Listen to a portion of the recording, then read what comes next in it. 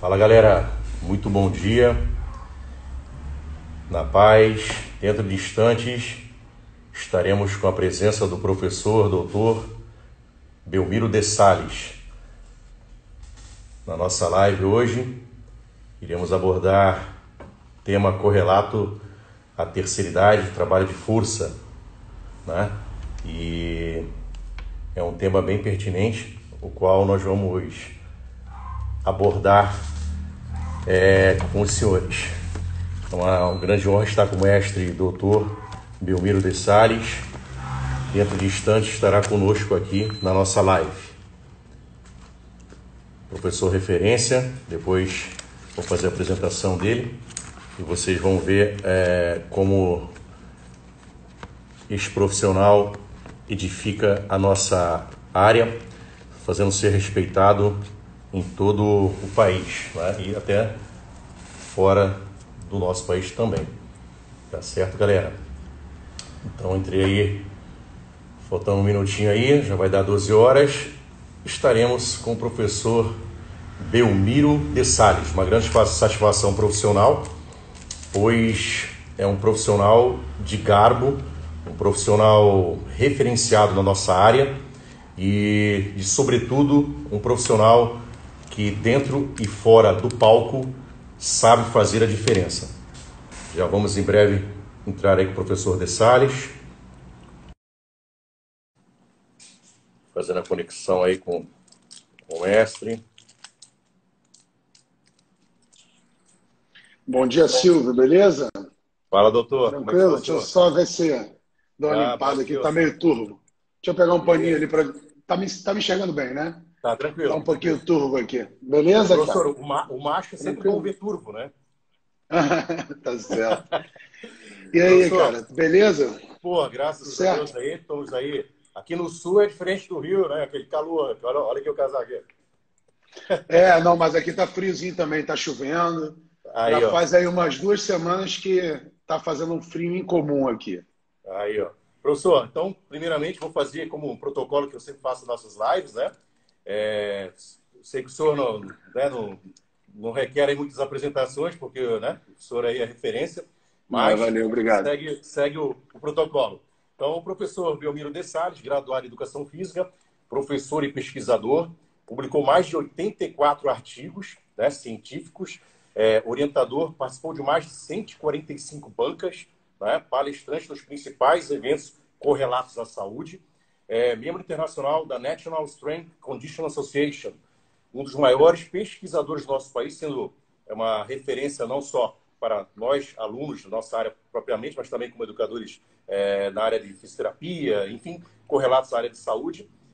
Hoje não tem como imediatamente você estudar algo correlato ao trabalho de força ou de saúde, que o professor Belmiro não participou efetivamente ou não auxiliou aqueles alunos para a conclusão deste trabalho. Então, professor, é uma referência, novamente, agradecimento para o senhor.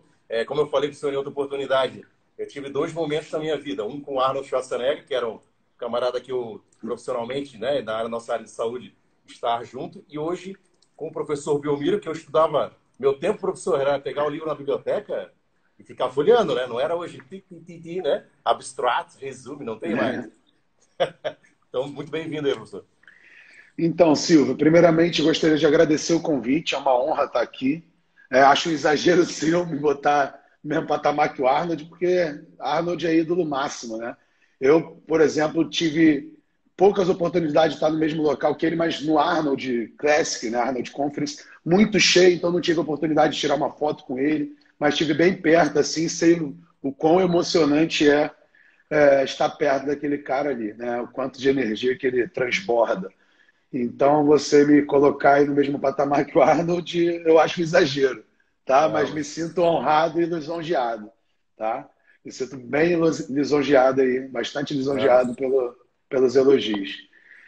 Bem, é isso, né? Agradecer mais uma vez a todos que estão assistindo, agradecer o convite, a oportunidade de mostrar meu trabalho para os seus seguidores. E é isso. Vi que você fez as lives com grandes nomes também, Valdemar, a galera pesada, então é uma honra estar aqui né? na mesma posição que esses grandes nomes que você dividiu live anteriormente. Não, meu pai sempre cita assim, professor, quando você quer mensurar, né, o trabalho que você vem realizando até então, diga imediatamente com aqueles que estão ao teu ciclo redor. E o senhor, com certeza, né, como o professor Valdemar, Norton James Moreno, do alto rendimento, enfim, vários profissionais me deram essa honra de estar comigo. Então, como o senhor citou, algo estava acontecendo, né? Então, para mim, como eu falei para o senhor, é uma referência bem pontual. Professor, nós temos alguns estudos, né, que até da área dos meus grupos de pós-graduação, meus alunos, enfim, correlatos a áreas de pesquisas, né? Então, mais de 22 estudos agrupados por similaridade, né, vieram sendo feitos até pelo professor, amigo do senhor Paulo de Tarso, professora Nádia Lima, sobre análise, verificando a inserção do trabalho de força, né, hoje para uma classe que até então, tecnicamente, é meio novo, né? Até o professor José Maria Santarém, que eu tive a oportunidade de estudar com ele também, veio trazendo os precursores, né, do trabalho de força com a melhor idade, né, terceira idade. E na época ele era meio, né, o pessoal não interpretava, não, o idoso tem que ficar calmo em casa, negativo. Então o senhor, como sendo um especialista, né, desse segmento, o que o senhor tem a nos dizer sobre essa inserção do trabalho de força nessa faixa etária? Então, na verdade, a faixa etária, a terceira idade, então hoje a live é uma live sobre treinamento de força e manipulação das variáveis e dos métodos para a terceira idade, né? Mas a terceira idade é objeto de estudo já desde lá do início. Apesar de não ser o foco, lá quando o Delorme começou, em 1940, lá no final da Segunda Guerra Mundial, quando ele começou a estudar musculação, ele começou a estudar musculação com fins militares, para reabilitação e condicionamento de soldados, principalmente. Até por isso a gente tem muito mais estudos em jovens de 20 anos, do gênero masculino.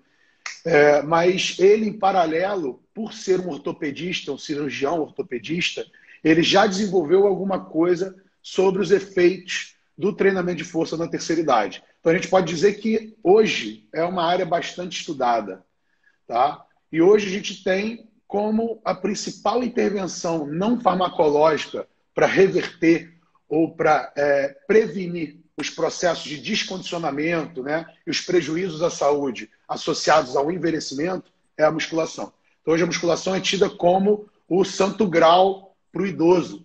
E, até puxando para a minha prática, eu que trabalho com idosos já desde que me formei, eu posso dizer que é o público que mais traz retorno para a gente. É o que mais valoriza o nosso trabalho, é o que a gente consegue ver maior evolução, é o público que tem maior aderência.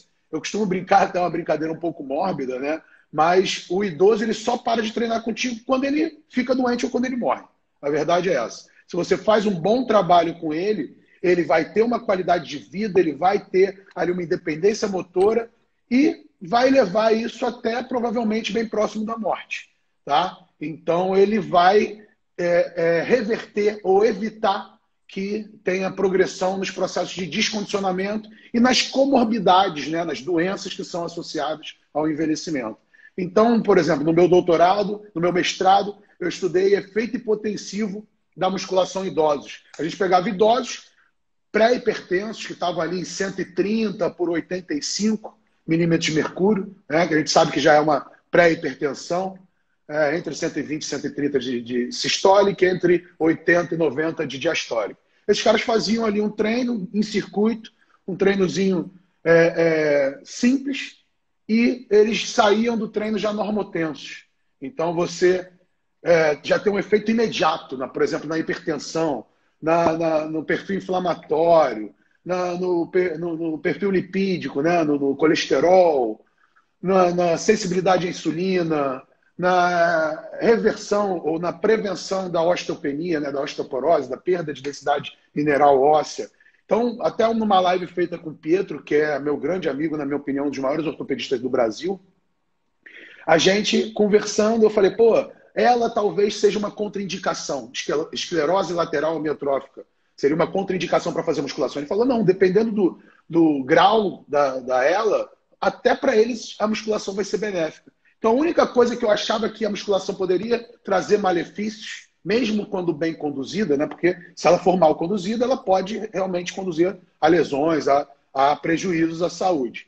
Agora, quando bem conduzida, a musculação ela melhora qualquer quadro. Desde o psicológico ao fisiológico, ao estrutural, ao anatômico, ela previne e reverte, em alguns casos, todos esses prejuízos que podem ser associados ao envelhecimento. Professor, como o senhor citou bem ali, essa parte, eu tive a oportunidade, até um trabalho, professor, viu uma entrevista que eu fiz, né, da Record, em relação você me mandou. Isso, relata o trabalho da terceira idade. Tem um projeto que é feito no Exército, né? O senhor sabe que eu também sou militar, e a gente faz um trabalho na Academia Militar, no Exército, com um horário que é destinado à terceira idade, né? E é bem pontual, como o senhor citou, esse momento dessa gratidão para com o idoso, para com o profissional, né? O senhor não é só visto como aquele profissional de garbo que está fazendo um trabalho com seriedade, com conhecimento de cunho científico, como o senhor sempre prega isso, né? Eu acho muito importante nós não dissociarmos isso, nós temos que agregar isso, né? Até para que você vai ser mais respeitado ainda, né? Então eu vejo bem pontual esse momento desses idosos ter essa contribuição. E como o senhor citou, alguns com ciatalgias, né?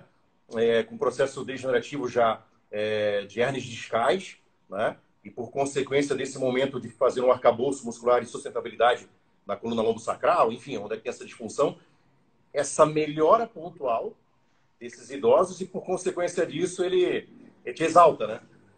Aham. É muito gratificante trabalhar com a terceira idade. Talvez seja o público que dá maior retorno, vamos dizer assim.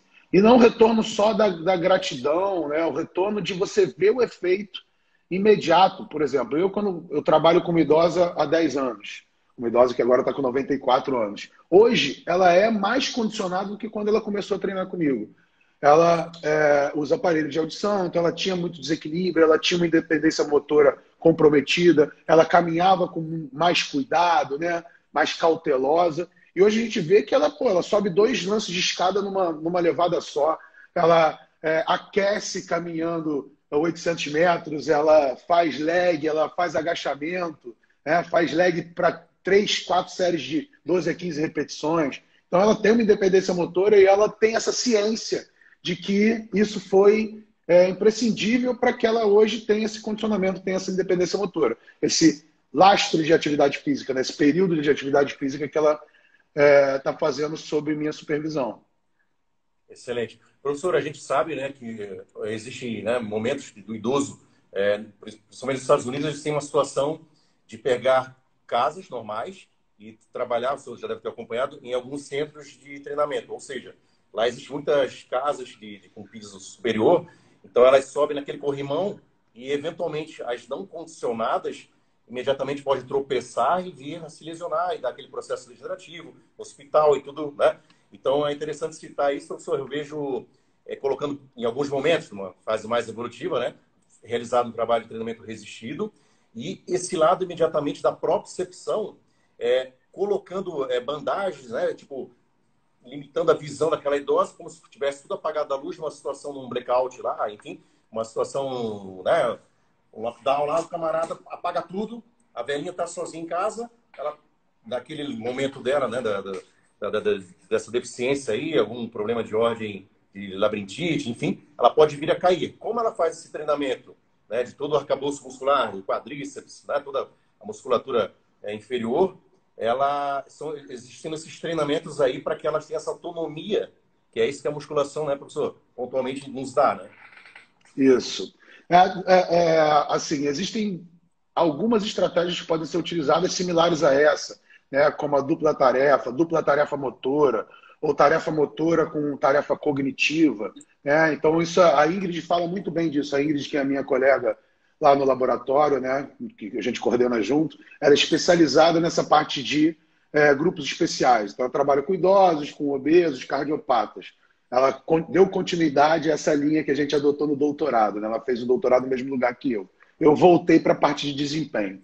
Mas ela fala muito desse tipo de intervenções, como a questão da dupla tarefa. Você fazer uma tarefa cognitiva, tipo um circuito, enquanto você faz perguntas para a pessoa raciocinar, perguntas que exigem algum raciocínio. Ou então dupla tarefa motora, enquanto ela ela percorre um circuito com obstáculos, ela tem que fazer um trabalho de mãos, né? Trocando objetos de mãos, passando por trás e pela frente do corpo. Existem inúmeros tipos de intervenção para melhorar essa questão cognitiva associada a esses desafios do dia a dia. Mas, obviamente, com segurança, essa estratégia de vendar o idoso é até uma estratégia funcional, né? Funcional no sentido da palavra. Qual é o sentido da palavra? É melhorar alguma função, alguma coisa que a gente tem aplicação no cotidiano, no dia a dia. Então, se a pessoa, por exemplo, mora na roça e toda vez que chove acaba faltando luz, a pessoa tem que ter essa preparação para uma condição dessa. Isso muitas vezes a pessoa adquire cotidianamente, vamos dizer assim, né? A idosa já teve tanta falta de luz na casa dela que ela sabe exatamente o caminho até a gaveta onde tem vela, entendeu? Então ela já sabe ali o caminho, já sabe os obstáculos. Mas realmente se a pessoa não tem essa percepção, realmente esse treinamento é um treinamento funcional para cotidiano, para a vida dela. É isso aí. Até ontem, professor, eu fiz um story falando sobre... O pessoal está reclamando muito do treinamento com a máscara, né? Uhum. Então eu falei dessa correlação da parte da falta de oxigênio em terrenos, né? Até corredores, né? Vão para o Chile, vão para tentar se adaptar, né? Para aumentar essa capacidade cardiorrespiratória, pulmonar, enfim. Então, na realidade, a máscara só impede, né? Ela te coloca, até o professor... Diminui o volume de oxigênio, né? Diminui o volume de ar. Então, assim, na verdade... desculpa te interromper. Não, pode concluir. Então, há alguns anos, quando saiu a Training Mask, né? aquela máscara que obstrui o volume de oxigênio, né? O volume de ar em si, não só de oxigênio. Muito se questionou, porque teoricamente ela não mimetizava, ela não simulava situações de altitude. Então muita gente questionou qual era o propósito de utilizar aquela máscara. E eu falava o seguinte: eu estou usando com o meu atleta de jiu-jitsu. O cara compete a nível nacional, inclusive no ano lá ele foi campeão, ou foi o ano que ele foi vice, não sei. Mas a gente treinava com a Training Mask e as pessoas falavam, pô, mas não vai aumentar o consumo de oxigênio dele, não vai ter uma adaptação similar ao treino de altitude. Eu falei, mas simula situações reais de treino, de luta. Se o cara tá te abafando, tá te tampando e você não consegue respirar, ou até o Valdemar mesmo falou, você tá no MMA, tomou um soco no nariz e você tá com protetor bucal, você tá com o nariz obstruído, você vai ter um comprometimento da entrada de ar, né? Vias aéreas. Então, cara, o treino com a máscara simula essa questão. É a mesma coisa aí, né? O treino com a máscara hoje, quem treinava com a máscara antes, então esse meu atleta, por exemplo, deve estar tirando de letra usar aquela máscara. Por quê? Porque a Training Mask, ela obstrui muito mais, ela tem níveis de obstrução. Então tem como você treinar com níveis maiores de obstrução e simulando aí situações de obstrução do ar desse tipo, né? Reais de luta. É o que a galera fala. Você tem que sofrer no treino para não sofrer na luta, né? Então, talvez esse uso da máscara ele seja interessante nesse sentido. Tá? Passou a moto aí. Passou. Então, assim, tudo vai depender do contexto. Tá? Eu, por exemplo, saí esses dias de máscara, eu estava com a máscara que me obstruía muito, eu estava calor aqui, Rio de Janeiro, né? Teve um momento que a máscara ficou encharcada de suor, e aí, cara, eu tava me sentindo na Training Mask, tava me sentindo Darth Vader. Pô, eu falei, caraca, meu irmão, e desesperei, né? Dei uma desesperada, tava dentro do mercado, saí do mercado rápido, sabe? Porque realmente, se eu tivesse treinado na época ali com a Training Mask, estava mais condicionado a isso. Estava mais condicionado. Como a gente tem uma frase militar, né? O suor poupa sangue, né? Então, professor, então dentro desse contexto dos estudos, né, que estão correlatos ao aumento da força, né, que o idoso vem fazendo trabalho de base, ele tem essa consciência, e hoje, graças a Deus, com um trabalho como o do senhor, cada vez com mais inserção dessa terceira idade nesses planos de trabalho específicos de eixo, por consequência, vem demonstrando, né, esse trabalho para até os seus vizinhos, aquele idoso que estava lá esperando tecnicamente, meio mórbido, como o senhor falou, a morte sentado, né? Porque o cara fica... Hoje tem estudos de 58% do ócio da aposentadoria. O cara, agora que eu aposentei, vou fazer nada, né? Fica no sofá, fica aquela coluna em formato de sofá, e daí começa a vir as patologias, né? As morbidades, né? Então, professor, o segundo e da terceira década de vida, a gente tem um decréscimo mais acentuado dessa diminuição de força, né? Então, o que o senhor pode nos citar também correlatos a esse trabalho nesse momento? Então, até pouco tempo, acreditava-se que você perdia massa, né? Você apresentava a sarcopenia a partir lá dos... Na verdade, esse processo de declínio ele começa ali a partir dos 30, entre 30 e 40 anos, vamos dizer assim. A gente sabe, até meus 27 anos eu não tinha cabelo branco, não tinha as rugas que eu tenho, não tinha as dores que eu tenho, não tinha dificuldade que eu tenho para ganhar massa ou para emagrecer hoje. Então a gente sabe que hoje eu já não estou no auge, né? A gente sabe que esse auge da saúde, da disposição, da massa muscular, etc., a não ser nos casos, né, de bodybuilders que tem o auge da quantidade de massa muscular mais adiante, porque eles trabalham em cima disso, mas uma pessoa normal, ela tem o seu auge entre 20 e 30 anos. Depois de 30 anos, a gente começa a ter esses efeitos deletérios do envelhecimento. Tá? A partir de 50 anos, a gente passa a ter uma perda significativa de massa muscular, que é chamada sarcopenia. E acreditava-se até pouco tempo que você perdia a massa muscular e por perder a massa muscular, você perdia força. Tá? Entretanto, no final do ano, eu assisti uma palestra de um cara que é especialista nisso, um grande amigo, inclusive coautor de alguns artigos, que é o Gabriel Trajano, que estuda isso, ele mora lá na Austrália, é um cara, uma referência, né? Para quem não conhece, recomendo que procure saber quem é. E ele mostrando, através de alguns estudos que ele conduziu, inclusive uma meta-análise, que o processo é invertido.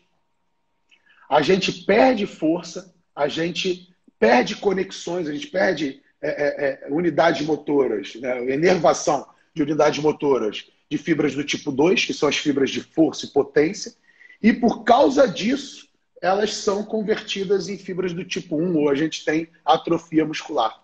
Então, a perda de força, ela vem antes da perda de massa muscular. Na verdade, achava que você perdia massa muscular e por perder massa muscular, perdia-se força. Não, a perda de força é anterior à massa muscular. Então, o trabalho de força, ele pode ser sim, ele é sim uma das melhores intervenções para prevenir essa perda de força e perda de massa muscular. O problema é que a pessoa só se liga nisso quando ela começa a perder massa muscular. Enquanto se ela estivesse trabalhando antes em cima da força, talvez ela não tivesse essa perda de massa muscular. Né? Isso foi algo recente. Eu até final do ano passado não sabia disso. Então, assim, fiquei muito surpreso e ele mostra dados muito robustos que confirmam essa posição. E aí, depois, conversando mais com a galera que continua estudando idosos, eu vi que isso se confirma não só pelo estudo, pela meta-análise dele, mas também por outros estudos originais que deram origem, obviamente, à meta-análise. Né? Então, assim, a preocupação tem que ser em manter. E a preocupação com o idoso é justamente trabalhar em cima dessas fibras, dessas unidades motoras. Então, hoje, até saiu um posicionamento ano passado, final do ano passado, da NSCA, da National Strength and Conditioning Association, sobre treinamento de força em idosos.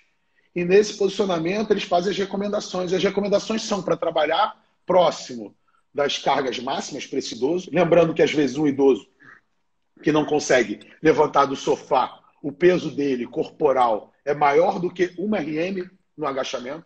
Então, a gente está falando que ele está trabalhando com peso corporal e está fazendo força máxima. Por quê? Porque ele consegue fazer uma repetição ou duas. Então, ele está trabalhando próximo do máximo. Então, trabalhar próximo do máximo com o idoso não quer dizer que ele vai trabalhar com 200 quilos de agachamento. Às vezes, o peso corporal desse idoso já é. Então, tem que se trabalhar em cima da força e tem que se trabalhar em cima da potência, em cima da velocidade da fase concêntrica.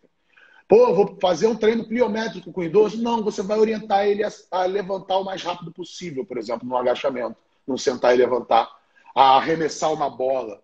Né? Mas você lembre, você vai mandar, pula, ele vai levantar na velocidade máxima que ele consegue, ele não vai pular. Ele não vai subir velozmente, ele vai subir no máximo de velocidade para ele. Então é velocidade intencional máxima. não quer dizer que ele vai saltar, que ele vai ser de acordo com a limitação desse idoso.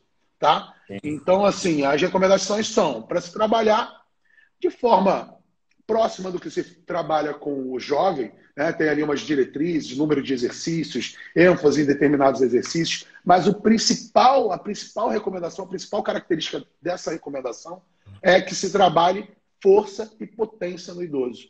Tá? E através desse tipo de protocolo você vai ter todos os outros benefícios indiretos. Então tem ali algumas observações, tem um post recente que a gente fez, se vocês buscarem aí no meu Instagram, tem tanto recomendações para o momento da quarentena, quanto recomendações para o treino dentro da academia. Professor, eu tive a oportunidade aqui no Sul, na cidade de Ascurra, Santa Catarina, né?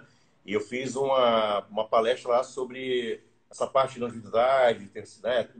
Tudo que ocorre correlato a esse momento do idoso, que começa, como o senhor falou, uma prevenção a partir dos 35 anos, né? Devido nós temos aí, a partir dos 50 anos, aí de 12% a 15%, uma queda meio exacerbada desse trabalho de força, e por consequência, como o senhor falou, da massa muscular, né?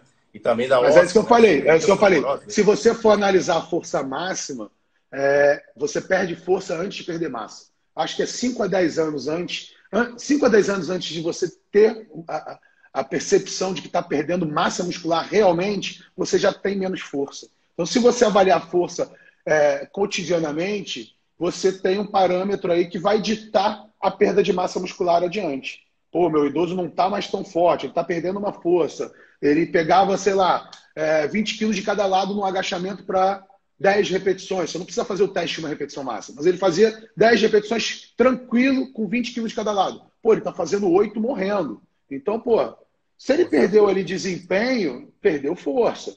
Vamos dizer que ele perdeu 20% da força para 10 repetições. Que não posso dizer que ele perdeu 20% da força máxima, porque eu não fiz um teste de força máxima. Mas eu posso dizer que ele teve uma perda de desempenho dentro do que ele está acostumado a fazer dentro da academia. E aí eu posso começar a intervir para prevenir essa perda ou para reverter o quadro. Porque as pessoas têm esse não, o idoso não ganha massa, o idoso não ganha força, você só reduz a perda. Não, tem estudo e tem evidência robusta analisando hipertrofia por ressonância magnética, por DEXA, mostrando que os caras ganham massa muscular. Mesmo idosos próximos a 90 anos, tá? Que não faziam musculação, que passam a fazer musculação e tem um ganho de massa muscular. Então não é a prevenção da perda só. Até pouco tempo falava-se nisso. A prevenção da osteopenia, que é a perda de densidade mineral óssea. Não, consegue-se também aumentar a densidade mineral óssea, dependendo do idoso, dependendo da intervenção, dependendo de todo o quadro, né, de nutricional e da vida desse idoso. Né? Não é algo que todo idoso que treinar vai ganhar massa. Obviamente, isso não acontece. A grande maioria vai prevenir a perda ou vai reduzir a perda, mas existem aqueles idosos, sim, que ganham. Tá? É bem pontual o que o senhor falou, professor, que dentro dessa palestra lá, com o professor Anderson Miller, lá nessa cidade, nós colocamos esse trabalho de uma senhora que a gente fez, né, estava mais próximo, e até ela tinha uma limitação, como o senhor falou, e até convido a todos a olharem, né, no Instagram do professor De Salles, o senhor realizando um trabalho com uma senhora na academia, né, justamente falando desse trabalho de força. A premissa da educação física nós sabemos que é o quê? Individualidade biológica. Então, o máximo daquela idosa é o máximo dela, não é o máximo da outra idosa. E é o máximo dentro da segurança. As pessoas acham que vou fazer um teste uma repetição. Eu posso fazer o teste uma repetição, só que para o idoso eu vou ter que familiarizar melhor. Então tem estudo mostrando que eu tenho que fazer mais sessões de familiarização, mostrando como é o teste, como é que ele vai ser conduzido, que é seguro, né? Para familiarizar aquele idoso, para ele, né, ganhar segurança para a gente testar corretamente. A única diferença é essa. Né? Então, mesmo quando a gente faz um teste de força máxima, é um teste específico para o idoso. E, se bem conduzido, é extremamente seguro. A gente não recomenda que seja feito na prática, porque muitas vezes não serve grande coisa para a prática, não tem aplicação imediata. A gente faz estudo científico. A gente prefere controlar a intensidade de outras formas, até porque percentual de uma RM não é a forma mais adequada para se prescrever intensidade. Tá? Mas a gente sabe que é seguro. é seguro, né? Mesmo o trabalho próximo do máximo, mas é o máximo para ele. Não quer dizer que ele vai botar Sim. 300 quilos. É, não, é realmente isso aí. Daí eu citei, professor, que, por exemplo, ela tinha essa limitação, que tecnicamente ela precisava, vamos dizer, daqueles. Não é uma bengala, aquela de tem 4 pés, né, de alumínio, né? É como se fosse uma Aham. bengala daquela para locomoção, né? Então, o que aconteceu? Ela tinha essa limitação e, diante disso, nós fortalecemos numa média de, tem os estudos, 76% a 80% desse quadríceps, né? Para ter essa saída daquele momento do sofá, que para ela era Uhum. um momento de Que passividade, é um dos exercícios mais funcionais, né? Que funcionais, é né? sentar e levantar. Você usa isso diariamente. As pessoas, o idoso não pode agachar. Pô, mas ele não vai no banheiro, ele não vai, não senta na Isso, poltrona. isso. Enfim, só para dar um alô aqui. Valeu, Gra, por nos prestigiar aí com a sua presença. Bruno, sempre presente também, meu aluno aí, cara que sempre me segue, mas tá, Graciane aí também, né? Falei. Diogo, boa tarde para todos. Obrigado aí por estarem nos prestigiando. A Graciane, professor, é uma querida. Toda vez que ela vem aqui para o Sul, ela já fala assim, ela vem o Silvio, né? Porque sempre eu sou convidado para fazer a recepção, a entrevista dela, enfim, né?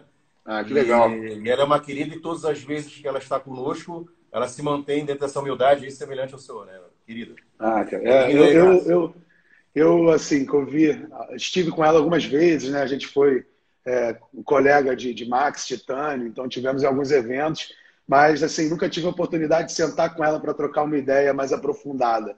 Tá sempre na correria, tira uma Sempre. foto, troca algumas palavras, mas ela está sempre nos prestigiando, né? Ela estava ontem na live minha com a Raíssa, ela se dá muito bem com a Raíssa, né? Então ela está sempre presente aí. Queria agradecer ela por nos prestigiar, né? Por me prestigiar sempre.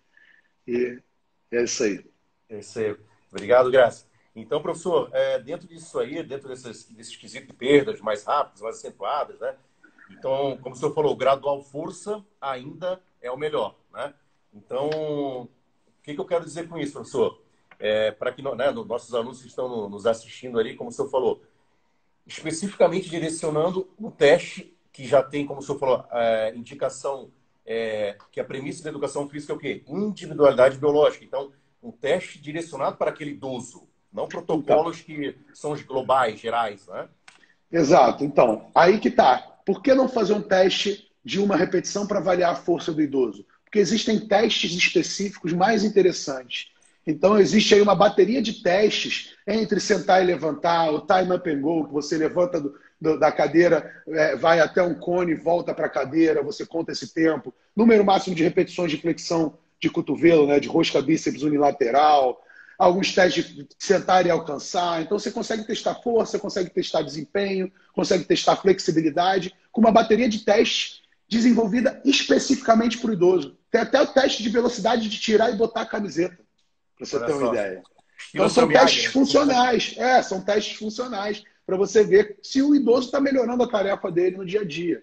Então, assim, teste uma repetição máxima não é a melhor forma para prescrição, principalmente para o idoso. Talvez seja uma excelente forma de prescrição para os atletas de powerlifting, para os atletas de LPO, porque o objetivo deles final é mobilizar o máximo de carga para uma repetição. Mas para pessoas não atletas existem formas melhores de prescrever e de testar o desempenho aí dentro da academia. Entendi. Professor, tem um estudo, né, que o senhor também conhece, do Harris, né, e do Manx, que verificaram a diferença entre membros inferiores e superiores, né, no trabalho de força direcionado à terceira idade. O que o senhor tem a citar aí para nós também correlato a isso? Então, eu desconheço esse trabalho. O que ele mostra? Ele mostra que o idoso perde mais força em membro superior do que inferior. É isso? Isso, isso. Isso é o convencional, tá? Então, tu viu que eu matei aqui qual era, Sim, qual já era deu. a resposta observada, porque é normal. O idoso, ele perde função. Lei do uso e desuso, né? O que ele não usa vai caindo em desuso e vai perdendo força e função. Então, por que ele mantém mais força de membros inferiores? Porque ele continua usando as pernas para fazer as atividades da vida diária, enquanto as atividades da vida diária para membros superiores não exigem força. Para membros inferiores, ele continua exigindo. Ele tem ali que levantar o peso dele corporal, né, no banheiro, na cama, enfim. no dia a dia, ele utiliza muito mais perna do que membros superiores quando a gente fala de tarefas mais de força. Então, talvez isso explique essa perda maior. Tem questões aí que eu não vou me aprofundar, que devem ser abordadas no estudo, fisiológicas, etc. Mas, em termos funcionais, eu observo isso. Agora, ainda bem que é assim, né? Porque se ele mantivesse força de membros superiores e perdesse mais força de membros inferiores, ele ia perder muito mais a independência motora dele. Ah, por Mobilidade. quê? Porque a gente tem que ter força até o final da vida, principalmente para membros inferiores, para conseguir ficar em pé durante um período um pouco mais prolongado, né? Para conseguir levantar de lugares mais baixos. A gente vê, por exemplo, que o idoso. O que acontece com o idoso? Ele perde força principalmente para levantar de lugares mais embaixo. Por quê? Porque ele não mantém essa atividade de agachar mais a fundo, de agachar mais embaixo. Ele mantém a atividade de agachar de alturas normais, da altura de uma cama, da altura de um sofá, né, da altura da privada, que é um pouquinho mais baixo. Mas você vê que às vezes o idoso senta e levanta do sofá, mas no banheiro ele tem que ter uma barrinha para se levantar, né? Alguma coisa para ele se ancorar e ajudar ele a levantar. Então, assim, ainda bem que ele perde mais de membro superior do que de membro inferior, porque se ele perdesse de membro inferior, ele ficaria menos funcional ainda, menos independente ainda. E essa mobilidade funcional, até para pegar, por exemplo, professor, um simples pote de arroz no segundo, né, andar de uma prateleira, vai ter que ligar para a filha, porque ela, né, tem essa deficiência, né, dessa mobilidade. Até os estudos demonstram um aumento de força, trabalho de força e também de flexibilidade para esse idoso, né, para ele ter essa mobilidade articular, enfim, né. Professor, inclusive estudos do nosso grupo, Isso. mostrando que no trabalho inicial talvez a flexibilidade seja dispensável, porque só o fato dele treinar em grande amplitude, dele treinar no ar próximo do arco de movimento máximo, já vai gerar ganho de flexibilidade. Ele já vai melhorar as amplitudes de movimento dele, já vai, de repente, conseguir flexionar um ombro em 180 graus, né? Que ele não estava conseguindo, ele só flexionava até 90 graus, então ele já ganha aí um arco de movimento que ele não estava atingindo só fazendo a musculação. Então, numa fase inicial, talvez a flexibilidade possa até ser direcionada para questões mais específicas, né? Não precisa ser trabalhada de forma generalizada. Mas, posteriormente, esse treino de flexibilidade ele deve entrar, sim. Tá? Entendi. E, Acho que deu professor, uma travadinha na tua imagem aqui, mas tudo bem. Estou ouvindo bem. Vai lá, continua. tranquilo. Aqui do senhor também deu uma travadinha também. Vamos ver se deve ser uma queda normal. Voltou, Aí, fechou. voltou. Professor, e por exemplo, assim, ó, geralmente o pessoal faz o questionamento dos melhores linhas de lógica. A gente tem várias linhas de treinamento, como você falou, circuito, série de 3 a 8, enfim. Né? Eu não gosto muito desse número matemático, eu sou mais do aluno propriamente. Até o Kramer, né, mostrando situações, Tudor Bom, Verkhoshansky, falando na literatura das 9 semanas de adaptação anatômica, que ninguém gosta de fazer. Né? Até aquela situação do aluno, ele vai para o professor e diz, professor, o professor De Salles fez tão levinho, eu consigo fazer mais peso. Mas não é. As pessoas têm que entender que dentro da limitação ela estava muito tempo parada, né? O senhor está fazendo um trabalho sistêmico. Às vezes nessa fase inicial, a repetição do gesto é mais importante do que a sobrecarga em si, né? Sim, então, por exemplo, na fase de adaptação neural, para a aprendizagem do gesto, você fazer mais repetições, mesmo com menor carga, gera essa adaptação neural inicial de forma mais adequada do que botando mais carga. Sim. Mas seria esse por aí. Nessa linha de ação, né? O pessoal ali respondendo o senhor aí, fazer um curso aí, professor, ó, o Mike. Então, ó, tem curso aí dia 23, um curso muito bom sobre treinamento de pernas em casa. Então, eu com a Raíssa Rafael, a gente vai abordar como adaptar as variáveis, como compensar a ausência de aparelhos, como compensar a ausência de sobrecarga, como manipular variáveis como controlar a intensidade de carga, né? Como manipular variáveis como volume, número de séries, intervalo entre as séries, o que é densidade, a importância da densidade na ausência da sobrecarga. Depois nós vamos discutir um pouquinho do que a gente fez de adaptação no treino da Raíssa. E mais da metade do curso vai ser de demonstração prática. Eu mostrando como eu controlo e como eu adaptei os exercícios, né? E a Raíssa realizando da casa dela e eu da minha casa orientando. E vai ter interação, a gente usa uma plataforma que tem interação simultânea com todos os participantes. É um evento online e ao vivo. Então é como se fosse uma aula presencial, vai estar lá a carinha de todo mundo na tela, quem quiser participar vai poder perguntar durante a aula. Então vai ser um curso bem interessante. Dia 23 de maio, sem ser amanhã, o outro sábado. E é isso. Quem quiser saber um pouquinho mais, está lá no meu feed de notícias, no meu feed, nos meus stories aí, os links. Legal, Tá, professor. ok? Depois manda ali para a gente que a gente vai divulgar aqui também no Sul. É de suma importância, principalmente numa situação que não é rotineira, né? Uma situação de pandemia, que é a primeira vez que o mundo e o país passou tão pontual em conjunto, né? Uma situação global. E daí, como o senhor falou sabiamente no início da nossa live, qual o nosso plano de contingência? Essa é a arte da guerra, né? Exatamente, assim, eu acho. Você está trabalhando com estúdio, né? O seu estúdio, você limita quem quer entrar, você entra sozinho para treinar, Sim. tem como controlar. Agora, abrir academia nesse momento é um contrassenso, é algo que não deve ser estimulado. Por mais que a gente esteja, eu, cara, também não estou atuando. A pessoa fala, não, você está tranquilo. Não, cara, eu atuava em academia, eu treino em academia, eu tenho meus alunos na academia, a academia é minha vida, posso dizer isso. Sim, Eu estou estudando isso desde 1997, no século passado, porque eu tenho amor por treinamento de força. Só que eu sei que não é o momento de se abrir as portas das academias. Então, eu estou também sofrendo com a questão financeira, tem uma grana que não está entrando das minhas consultorias, dos meus alunos, dos meus cursos em academia. Então, se abrisse academia para mim, eu voltaria a ganhar uma grana que eu não estou ganhando, mas eu, cara, dentro do que eu a razão, considero né? ser ético, dentro da minha razão, acho que não é o momento de abrir academia em si, grandes academias. Ao contrário de alguns casos, né, de academia de condomínio, eu acho que isso aí tem que ser pesado. Até porque tem pessoas que já estão ali imunizadas por rebanho, de certa forma.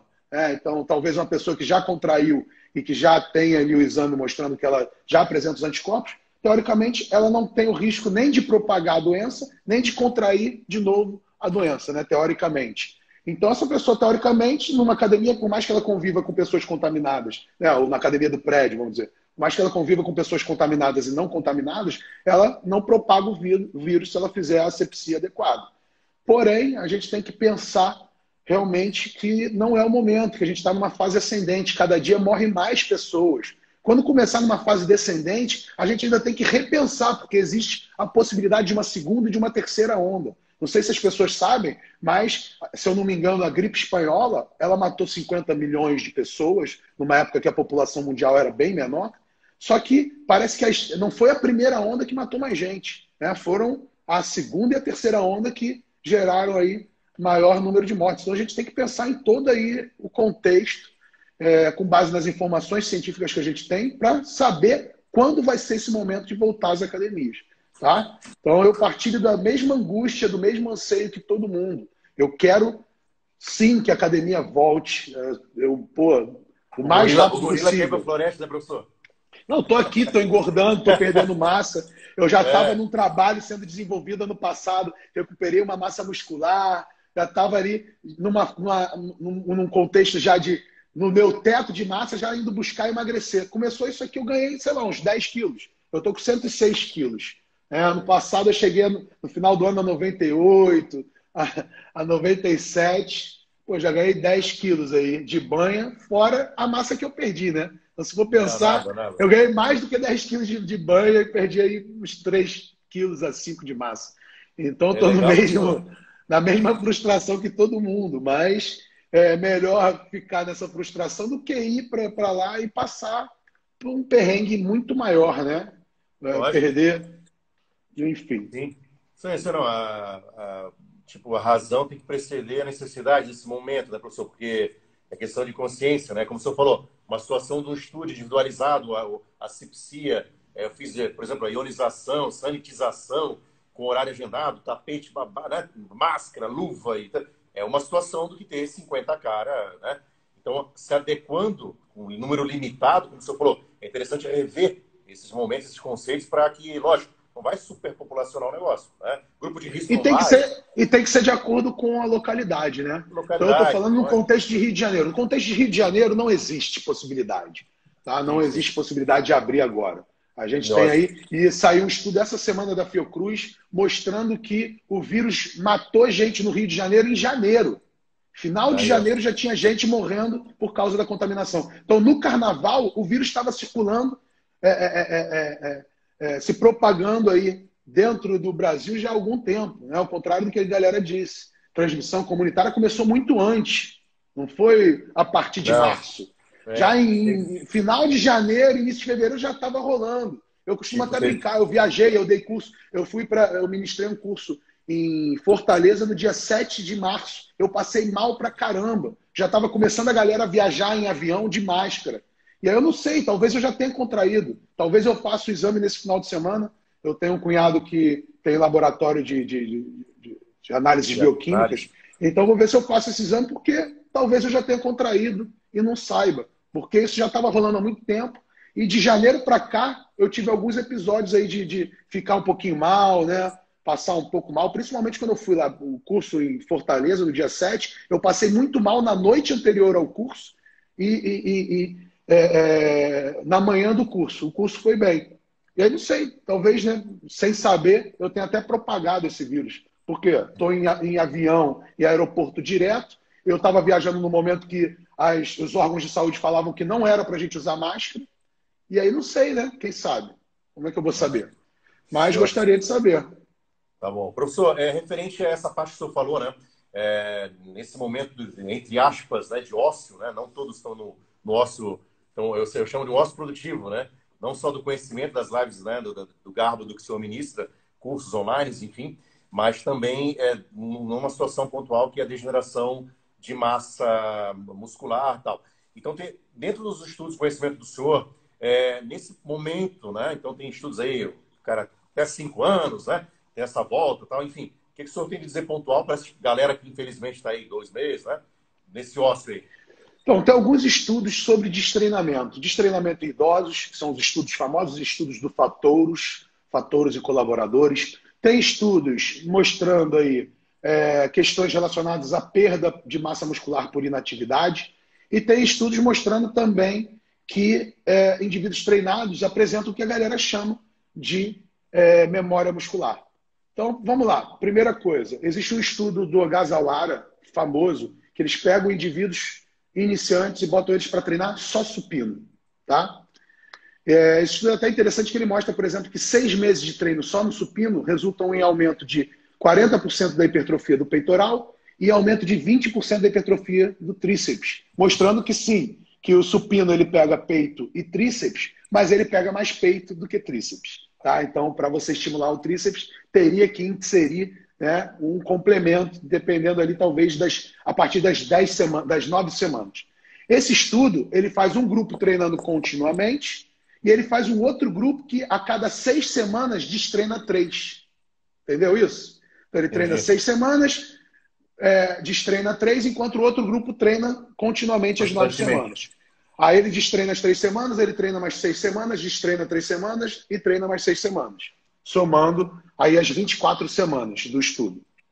O que esse estudo mostra? Que esses caras parando 3 semanas, eles não perdem nada. Por quê? Eles têm ali uma perda, talvez de edema, porém eles revertem essa perda em 6 semanas.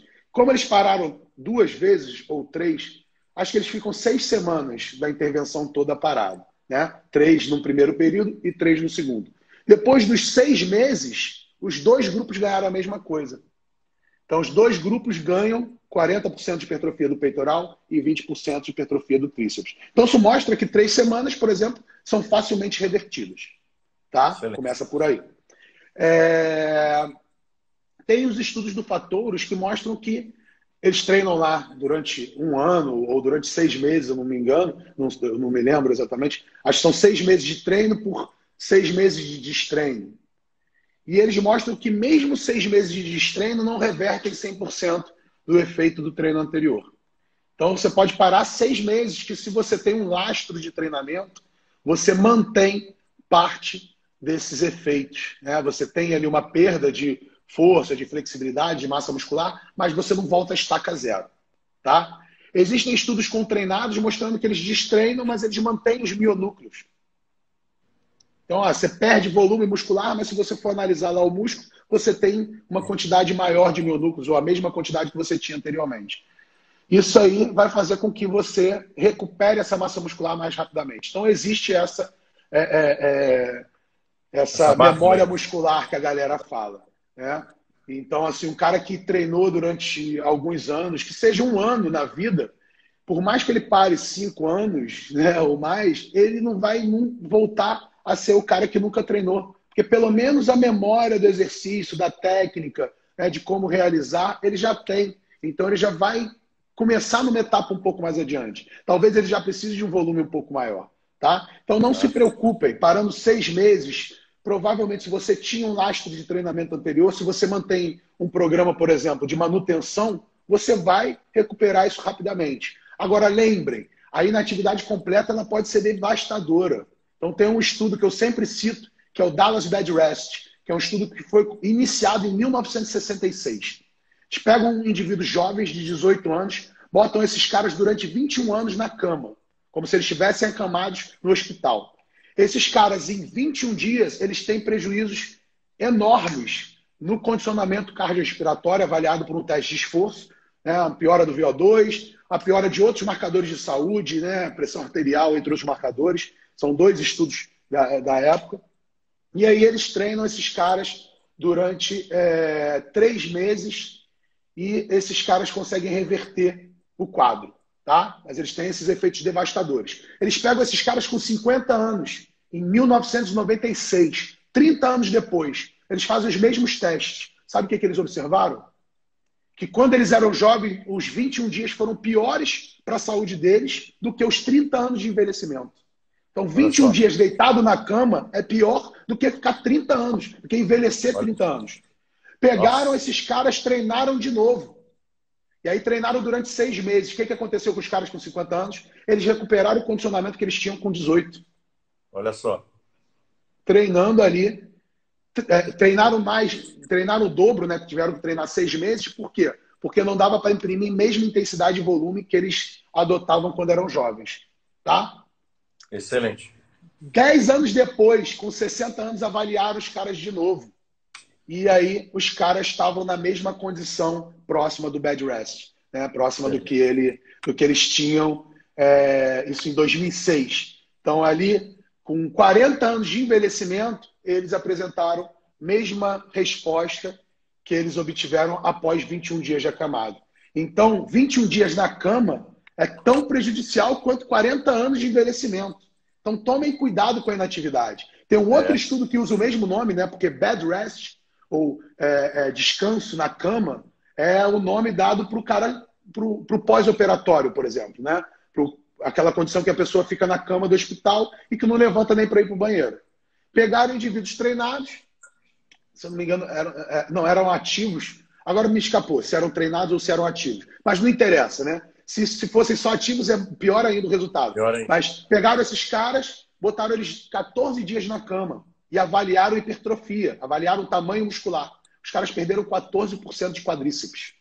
Nossa. De área de secção transversa da coxa. Então o cara ficar 2 semanas na cama, ele tem uma perda absurda de massa muscular. Sim, sim. Então, gente, não fique inativo. Faça ali uma atividade, se mantenha, que seja sentar e levantar da cadeira, fazer flexão plantar, fazer apoio na parede, qualquer bobeirinha. Se mantenha ativo, tá? Por quê? Porque a gente está numa condição única, peculiar, né?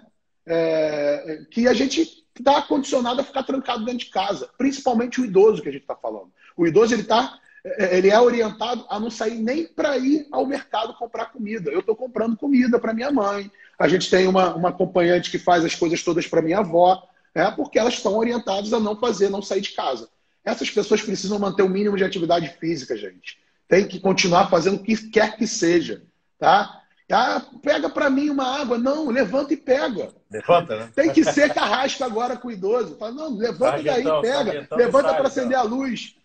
Tira o controle do idoso, controle da TV, rouba o controle, esconde. Para mudar o canal vai ter que levantar e mexer lá na TV, entendeu? Cria desafios para esse idoso continuar caminhando dentro de casa, fazendo o que quer que seja, porque a inatividade... E aí, no caso do idoso, um bed rest pode ser fatal. A verdade é essa. Os caras lá ficaram 21 dias acamados, mas eles tinham 18 anos.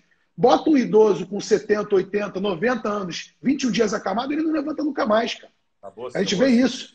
Quando o idoso, às vezes, apresenta uma fratura, uma lesão, ou tem que fazer alguma cirurgia, muitas vezes ele vai, deita na cama e ele não levanta mais da cama, cara. Por quê? Porque ele é obrigado a ficar inativo. E a inatividade é devastadora. Tá? Excelente. Professor, eu queria ficar com o senhor aí mais uma hora, porém, a live dá a nossa desligada, né? Daqui a pouquinho, faltam uns 3 minutinhos aí. Eles mudaram um pouquinho esse sistema, tá? Ah, Eles estão deixando ficar um pouquinho e você consegue deixar depois a live disponível no IGTV. Agora eles não estão mais pedindo para deixar. E aí você deixar de eterno no IGTV. Pô, vai entendeu? ser salva, né? Vai funcionar como... Mas não sei se é só um pouquinho, né? Mas eu ontem gravei uma live, foi em 62 minutos. Quando eu saí, eles perguntaram se eu queria deixar no IGTV e ficou. Então, assim, pode... mudou agora, isso mudou ontem. Não, nem sabia. A última vez, inclusive, eu fui um dos primeiros na pandemia, o pessoal fazendo alguns treinos, e eu falei, vou falar com alguns amigos meus que quiserem se dispor a passar um outro tipo de conhecimento mais pontual, né, professor? Porque eu via muitos passando alguns tipos de treino, e tecnicamente a gente nem vai entrar naquele quesito de alguém que faz modinhas, né, enfim, pela internet, mas sem conhecimento de cunho pontual científico. Então primeiro eles colocaram o cavalo, né, atrás da carroça, né? Então, vamos primeiro ter o conhecimento de cunho científico para depois, eventualmente, podermos, né, dentro do grau de conhecimento, fazer algo, né? Essa era a minha linha de pensamento. Por isso que eu comecei a fazer algumas lives aí bem no começo. O pessoal, pô, que legal a tua ideia e tal. E graças a Deus, todos os que eu, né, como o senhor também, todos que eu via pensar, fazer o convite, cara, tamo junto, né? Então, isso é muito gratificante. Hoje, a palavra que eu diria para o senhor aqui seria gratidão, né, pelo conhecimento. Eu que agradeço, cara. Eu que agradeço. Pela humildade do senhor dentro e fora dos palcos, quem teve a oportunidade de assistir alguma das palestras do senhor, agora, nessa nova era, né, professor, que é agora via internet, não percam, porque com certeza irão edificar aí o seu trabalho de cunho profissional e, quiçá, levarão isso para a sua vida, como eu levo até hoje, né, professor? Obrigado, cara. Muito gratificante ouvir essas palavras de você. Verdade. Eu que agradeço a oportunidade. Acho que é o nosso papel como profissionais é tentar levar a atividade física ao máximo de pessoas possíveis. Então, eu estou me dispondo a realmente difundir conhecimento. Eu costumo até brincar, eu estou com cursos adiados, né? Foram mais de 10 cursos adiados e eu estou precisando falar, né? O professor tem que... fica aqui, estou guardando, né? Tem assunto pra caramba para falar. Eu falava pra caramba todo final de semana, que acaba sofrendo a minha mulher. Minha mulher acaba sofrendo, fala, pô, final de semana que ele não trabalha, ele fala na minha cabeça o dia inteiro. Mas é isso aí, pessoal. Não, professor, e assim, ó, aproveitando também, o pessoal está pedindo bastante, deu mais de 100 espectadores aí, agradeço. Falando. Não, deu muito mais, né? 100 simultaneamente. Né? 100 simultaneamente. Deve ter batido ali. E daí, professor, o que vai acontecer? Eu vou deixar salvo, né? Eu tenho minha equipe ali, enfim, para deixar salvo esse material, que foi, pô, para mim foi de suma importância e vai ser para os outros, com certeza, até para essa fase dos idosos, acamados, né? Quem está em casa ali, se mexa, né, professor? Essa é o nosso, eu sempre falo, fisioterapia, o cara já está ali numa situação, como a gente fala no exército. Faça o mínimo a mais faça, né? Assim, é o que eu tô falando, assim. O cara não gosta, que seja 5 minutos diários, né? Eu estou priorizando a frequência. Eu acho que a frequência de treinamento nesse momento deve ser a preocupação. Nem volume por sessão, assim. Você tem que priorizar volume, a densidade e tal, mas o mais importante é fazer um pouquinho de atividade que seja por dia. Que seja uma bobeirinha. 2, 3 exercícios por dia, um exercício só com peso corporal, mas se manter ativo é essencial nesse momento. Tá? Se me permite, professor, usando uma palavra do nosso amigo Norton ali, mantenha-se dentro de uma regularidade, né? Isso, exatamente. Pessoal, então só mais uma vez para lembrar, tem o curso dia 23, para quem quiser saber um pouquinho. Eu fiz o curso Personal Trainer Home Care, desculpa, que foi um grande sucesso, mas era uma abordagem mais geral, falando de treinamento para pessoas saudáveis, para grupos especiais, como usar ferramentas online, etc. Esse curso vai estar também disponível, a gravação dele vai